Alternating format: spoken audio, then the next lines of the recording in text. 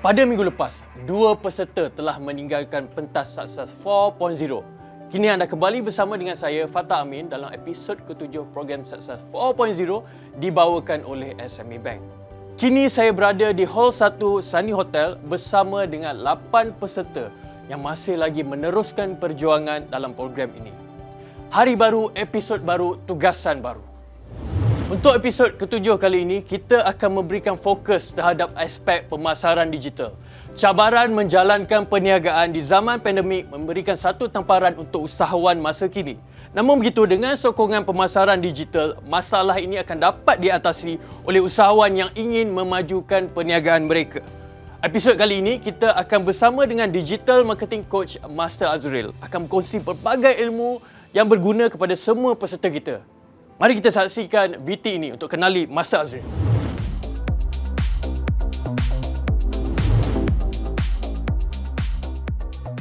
Ini adalah tahun saya yang ke-10 sebagai digital marketing trainer dan coach, dan alhamdulillah saya dah melatih lebih 30,000 usahawan, dan 90% daripada mereka ni adalah usahawan kecil dan sederhana. Peranan saya sebagai digital marketing coach ni adalah untuk memastikan peserta-peserta ni supaya apply ilmu yang diberikan dan menggunakan social media dengan cara yang betul. Task yang diberikan dengan training yang kita berikan kepada mereka tu actually adalah complete dan boleh membantu mereka naikkan mereka punya brand dan juga meningkatkan mereka punya sales. Azika boleh share IG punya results? Diorang kena ambil kesempatan, kena cepat adapt tentang perkembangan baru digital marketing dan tak boleh tunggu dan lihat saja. Expectation saya pada peserta-peserta ni supaya mereka boleh dapat apply apa ilmu yang mereka dapatlah sepanjang program, dan fikir secara global untuk membawa produk tu lebih jauh. Azril, saya rasa peserta-peserta kita nampaknya agak lemau lah pagi ni. Ya, mungkin kita perlu buat sesuatu untuk menaikkan semangat diorang. Betul. Kita ada idea apa yang patut kita buat? Okey, so sila berdiri. Berdiri semua, come on. Kita ada 3 bahagian. Atas, tengah, bawah. Bila saya kata atas, picit atas macam ni. Dan tengah ni kena picit macam ni. Bawah kena cucuk macam ni. Silakan, okey. Bawah. Okey, yes. Okey, baik. Sekian. Terima kasih. Okey. Untuk kelas pemasaran digital pada hari ini, anda akan berpeluang meneroka ilmu yang lebih advance daripada Master Azril. Silakan Master Azril. Semua dah on laptop, dah on internet, dah buka Facebook. Okey, buka Facebook, itu password Wi-Fi, nampak dekat whiteboard. Fokus topik kita apa dia? FBS. Siapa kat sini ada experience buat Facebook Ads? Angkat tangan. Angkat tangan. Yang tak pernah buat, angkat tangan. Show dengan Hafiz tak pernah buat, yang lain semua pernah buat. Kita dah buka Facebook. Okey, step pertama, tekan button plus. Dan kemudian klik dekat Add. Okey, dan kita akan sampai dekat sini. Dia keluar tak pop-up ni, kotak ni, keluar tak? Keluar. Sampai kat sini, scroll bawah. Campaign name tu, okey. Masukkan nama campaign kita sini. Sukses 4.0. Campaign ni audience tak nampak pun.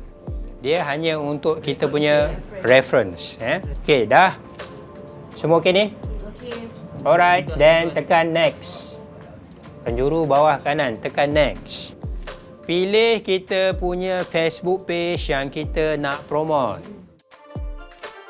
Dan kita pilih bajet. Scroll bawah. Bajet ni dia ada 2 jenis bajet. Ada daily budget dan ada lifetime budget. Kalau lifetime budget, tuan-puan boleh pilih iklan nak keluar hari apa, pukul berapa. Kalau daily budget, iklan memang confirm keluar 24 jam. Scroll bawah sikit, tekan show more option. Dan ada run ads on the schedule, betul tak? Tekan edit. Okey, dan klik run ads on a schedule. Klik dia. Dan dia akan keluar apa? Macam table kan? So dekat sini tuan-puan boleh pilih hari apa, masa pukul berapa ads kita nak keluar ke newsfeed audience. So dia lebih bagus sebenarnya last time lah. Bila tuan-puan dah biasa buat ads, you akan tahu which one the best. Sekarang ni, berapa bajet yang tuan-puan nak letak? Sehari RM4.17. RM4.17. Sehari. Minimum. Yes, minimum Kalau you nak dapat impact yang lebih kuat, minimum satu hari you kena letak minimum lah RM50. Kita tengok dekat sebelah kanan, ini benda yang sentiasa nak kena tengok Estimated daily result. Saya letak RM10. Reach saya akan dapat satu hari 407 ke 1.2K, so average lebih kurang dalam 800 reach saya akan dapat satu hari. Like saya akan dapat satu hari lebih kurang 3 ke 16, so average dalam 10 lah. RM10 dan dapat 10 like. Ni conversion ni actually Facebook yang advance punya level. Okay, conversion ni kita nak audience ambil specific action. Contoh audience ni dah masuk website kita. Dia nak beli satu produk, dia dah add to cart. Dia dah add to cart tapi belum bayar lagi. Okay. Now kita nak target siapa yang dah add to cart ni. Kita target dia supaya dia close, dia buat payment untuk beli produk kita. Okey, tuan-puan for the next task, tuan-puan kena buat Facebook ads for that task. Tuan-puan akan setting sendiri.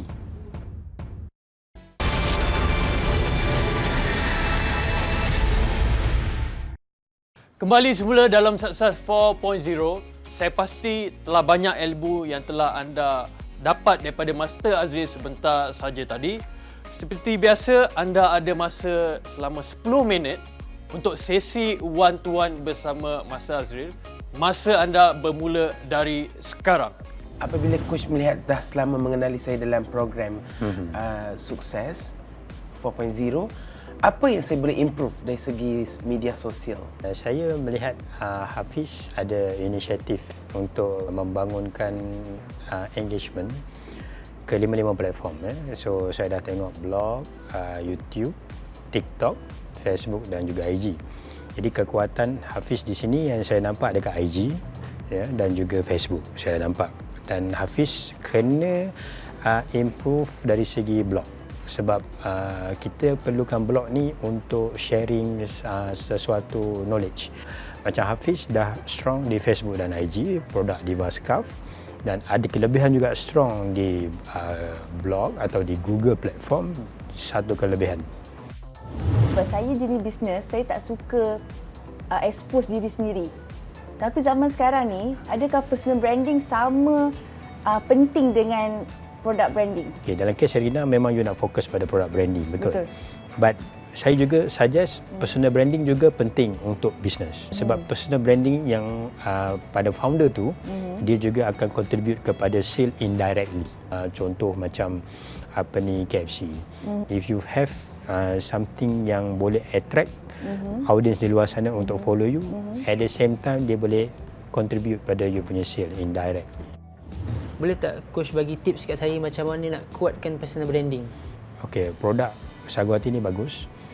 Orang kalau beli Sagu Hati, actually dia tak looking for founder. Dia tak tengok siapa owner ke apa, dia memang nak beli that produk. Bila Nakib nak buat personal branding, dan Nakib cuba tangkap gambar, cuba buat live video dengan Sagu Hati sendiri. Contoh katakan you pergi jumpa kawan-kawan dekat kedai mamak ke kat mana-mana ke, selfie dengan kawan-kawan. Make sure dalam gambar tu ada produk kita. Dia ibarat macam soft sell. Soft sell lah. Soft sell. So bila Nakib nak buat satu-satu posting, you kena cerita tentang produk tradisional. Jadi bila orang tengok kan, okey, Nakib ni selalu cerita tentang produk tradisional, so you punya personal branding you tu adalah berkaitan dengan produk yang you nak jual. Macam saya punya business idea kan, macam mana saya nak gunakan social media tu untuk saya punya business idea? Okey, since Khotijah punya produk My Site tu belum lagi launch dan belum lagi jual lagi kan. Jadi buat masa ni kena banyak buat sharing ataupun soft sell. Jadi social media yang ada, tak kisah sama ada Facebook, blog, YouTube ke, even TikTok dan IG, you kena banyak buat sharing session untuk mental health. Bagi orang tahu kepentingannya kena ada this mental health app. Dan bila dia tahu ada kepentingannya tu, once you launch nanti, potential untuk orang membeli tu lebih tinggi. Kalau kita dah launch satu produk tapi orang pun tak tahu kita punya produk tu apa, servis kita tu macam mana pun tak guna juga. Coach boleh explain dekat saya tak beza website dengan landing page? Sebab ada orang kata sama, ada orang kata lain. Jadi saya dapat jawapan yang berbeza-beza. Standard website apa yang ada adalah dia orang akan letak home, general tentang dia punya produk, dan kita ada satu page tentang produk, dan kita ada page tentang testimoni, kita ada page tentang location kita, agent-agent kita katakan. Dia complete. Itu website. Landing page ni you just cerita satu produk sahaja. Kalau katakan you nak promote daging tumbuk tempoyak sempena Aidilfitri, then just fokus satu page sahaja. Kita jadikan tu sebagai landing page.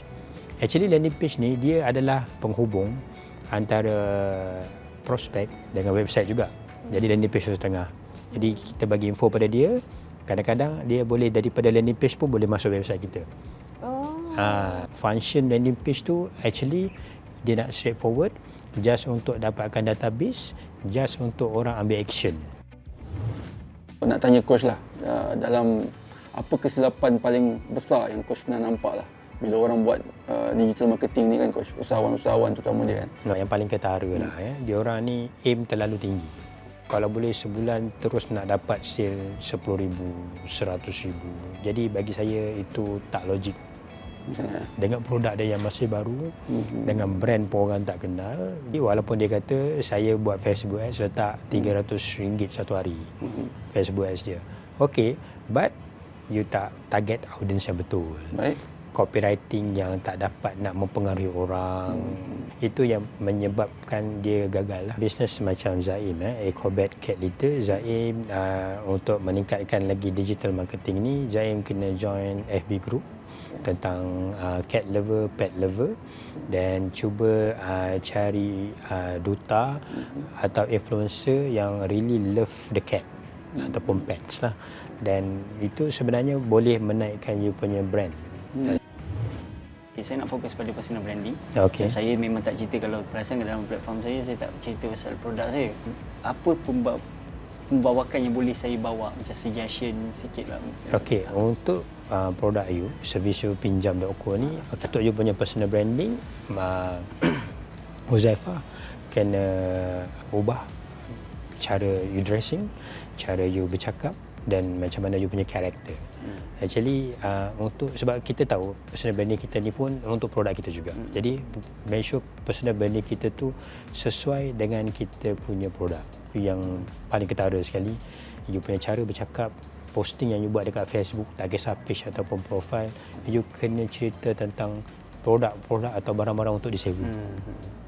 Jadi orang akan nampak this is you punya branding. Maksudnya you nak menolong penyewa-penyewa ni untuk menambahkan income, dan juga membantu orang yang menyewa tu tak perlu pun membeli produk. Itu yang you kena banyak buat sharing dalam social media. Dengan blogging tu macam mana? Blogging you kalau compare antara 10 peserta, you adalah paling bagus lah.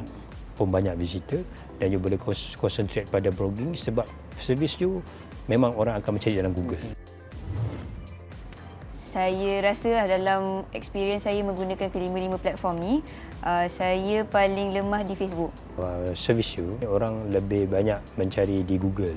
Yeah. Dia punya servis kan. So sebenarnya kalau nak ikutkan blogging tu pun penting untuk you untuk promote you punya produk. Dalam Facebook ni orang tak banyak cari. That's the one reason kenapa engagement you di Facebook tu kurang. Okay, Facebook ni orang lebih suka baca you punya copywriting. Daripada tengok video, dia orang prefer untuk copywriting. Sebab kalau kita tengok pattern audience, kalau dia rasa dia nak layan video, first thing dia pergi YouTube. Betul. Okay, dan lepas tu dia akan pergi ke TikTok untuk cari video-video yang for fun. Dan IG ni video dan gambar. So kita sekarang ni kena concentrate pada kita punya copywriting. Okay, copywriting kita tak boleh buat copywriting yang terlalu serius. Kita juga tak boleh buat copywriting yang terlalu kasar. So kena buat satu copywriting yang relax.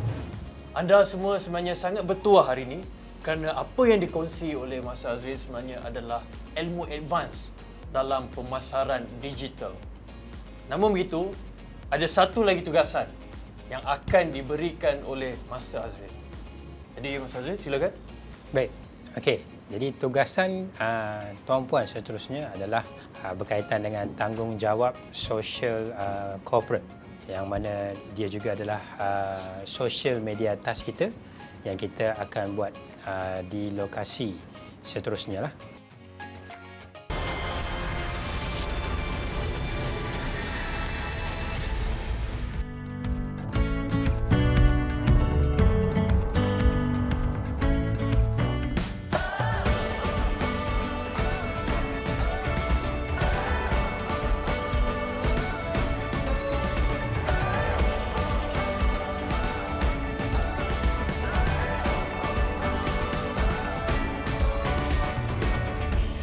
Kita sekarang ni berada di Pusat Operasi Malaysian Relief Agency MRA bersama dengan saya Master Azril dan juga Ketua Operasi MRA Siti Zahra Cik atau TD.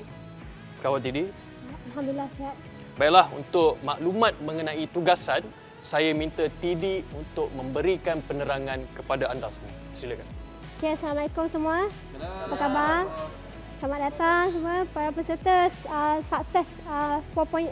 Saya nak terangkan sedikit mengenai MRA. MRA atau lebih dikenali kepada Malaysian Relief Agency merupakan sebuah badan kemanusiaan yang membantu mereka yang memerlukan dalam dan luar negara. Misi kita hari ini, misi bantuan kemanusiaan COVID. Kita akan menghantar 50 pack barang bantuan makanan kepada 50 keluarga di PPR Seri Johor, Bandar Tun Razak, Ceras. Boleh ya semua? Boleh! Baiklah, anda diberi masa 30 minit untuk menyiapkan tugasan ini. Tapi sebelum tu, saya nak anda lantik seorang ketua untuk mengetuai anda dalam tugasan ini. Okey? Dah pilih? Baiklah, tugasan anda bermula dari sekarang. Perempuan bungkus-bungkus semua, siapkan 50 pack. Bagi arahan. Sama je, perempuan biasa packing kan, tak bagi cantik kemas kan. So lelaki kita akan ambil barang dan kita di sini. So perempuan tunggu sini, kita lelaki pergi cari barang. Boleh? Saya bincang tak berbuat. Terus je, terus. Okey, terus. Okey. Bagi letak barang dulu. Kira.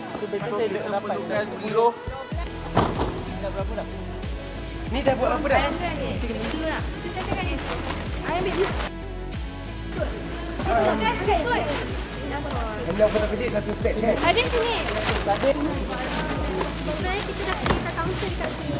So perlu letak macam tepung, gula atau barang-barang lain ikut peringkat. So bila seorang jaga sini, seorang jaga sana. Seorang sini, sana. So pas pada kawan-kawan tu. Sampai siap. Laju. Okay, sekarang kita settlekan ni dulu. Come on, jom.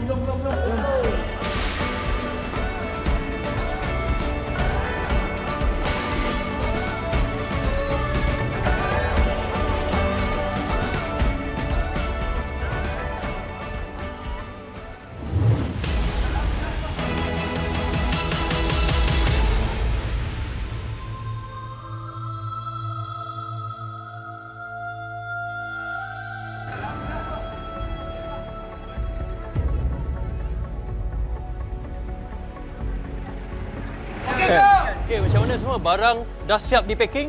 Dah. Kalau semua dah bersedia, mari kita bergerak ke PPR Seri Johor sekarang. Jom, semua bergerak. Memang first experience untuk kita orang semua, tak pernah buat macam ni. Sangat penat. Memang kena buat dengan segera. Ada salah seorang kontestan, Hadika, dia kena panic attack. Jadi itulah cabaran kami pada hari ini. So leader kita Nakib awal-awal tu manajemen dia tak bagus sangat, tapi dia belajar, dia cepat belajar. So lepas tu manajemen dia makin okey. Kalau kita buat CSR macam ni, pembahagian sumbangan macam ni, dia perlukan masa yang cepat sebab dia orang menunggu kat sana tu. So macam sepatutnya tadi kena sampai sana pukul 4, tapi ada kecelaruan kat situ, dia lambat sikit lah.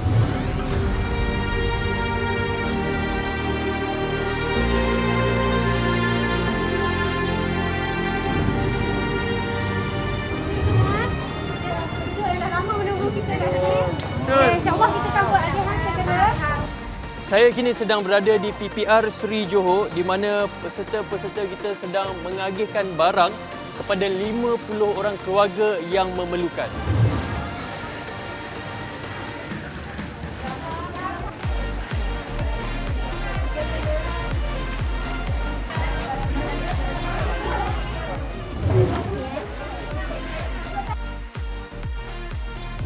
Assalamualaikum, khabar makcik. Khabar pakcik, nak bagi bantuan sikit sama dengan MRA. Letak sini boleh?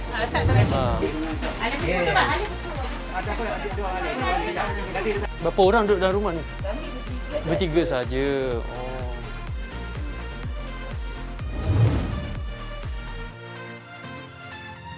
Tak diri dulu makcik. Terima kasih makcik.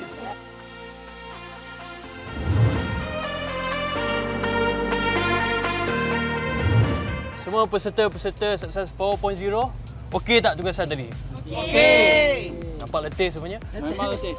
Mungkin TD boleh bagi sedikit ulasan tentang tugasan diorang hari ni. Macam mana? Okey ke tak? Okey, alhamdulillah sampai kita dah selesai untuk agihan. Tapi saya nak komen, semuanya perlu ketepatan dalam masa lah khususnya. Dan kena kritikal dalam satu tindakan dan berfikir supaya benda tu cepat. Kita dah buat appointment, kita dah setkan satu masa, waktu-waktu yang sesuai untuk kita hantar barang bantuan. Tapi sebab atas satu faktor kelewatan sistem tak betul, jadi kita lambat. Kita akan susahkan penerima. Mereka semua bukannya sihat, ada yang warga emas, ada yang OKU. Jadi kita kena fikir faktor-faktor tu semua. Dan saya berharap semua boleh bersama-sama dengan MRA lagi untuk jadi sukarelawan MRA satu masa akan datang, insya-Allah. Bagi pihak program Sukses 4.0, kita nak ucapkan terima kasih kepada TD dan juga pihak MRA kerana sama-sama dengan kita untuk menjalankan tugasan kita pada hari ini. Korang semua jangan happy sangat sebab korang ada satu lagi tugasan yang akan disampaikan oleh Master Azril. Silakan Master Azril. Tugasan tuan-puan adalah tuan-puan kena buat 3 post. Ya. Teaser, soft sell, hard sell berkenaan dengan crowdfunding. Tuan-puan kena cari crowdfund untuk membantu MRA dan tuan-puan mesti menggunakan Facebook Ads. Boleh? Boleh. Okey. Terima kasih semua. Berikan tepukan pada diri sendiri.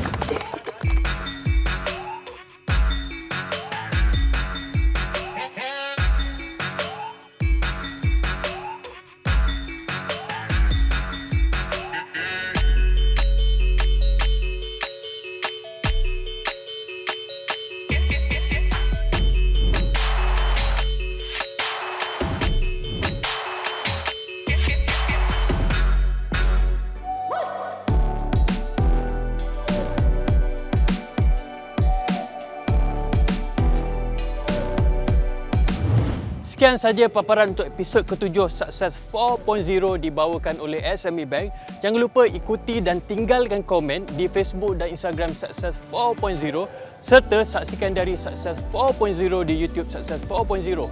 Kepada penonton di rumah, jangan lupa saksikan program ini di hari dan waktu yang sama di esok awal ni. Sebelum berakhir, saya tinggalkan anda dengan sedutan kelas Master Azril bersama dengan peserta. Kita jumpa lagi. Untuk soalan minggu seterusnya, sila layari Facebook Sukses 4.0 SME Bank selepas siaran ini berakhir.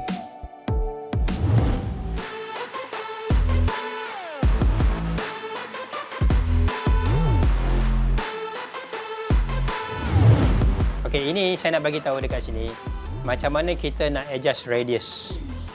Okey, tuan-puan boleh zoom in dan zoom out tau. You just tekan button ni yang plus minus ni. Tengok iklan kita akan sampai ke mana. So tuan-puan boleh pilih current city only. Nampak ni? Kalau current city only, dia tak ada radius. Ini radius ni sangat penting tau. Sebab apa? Kenapa? Sebab tu ramai usahawan dia tersalah target. Kan? Dia tahu tempat tu tak ada prospek tapi dia nak try. Okeylah, boleh try lah, tapi risiko you kena iklan you pergi pada orang yang tak berkenaan.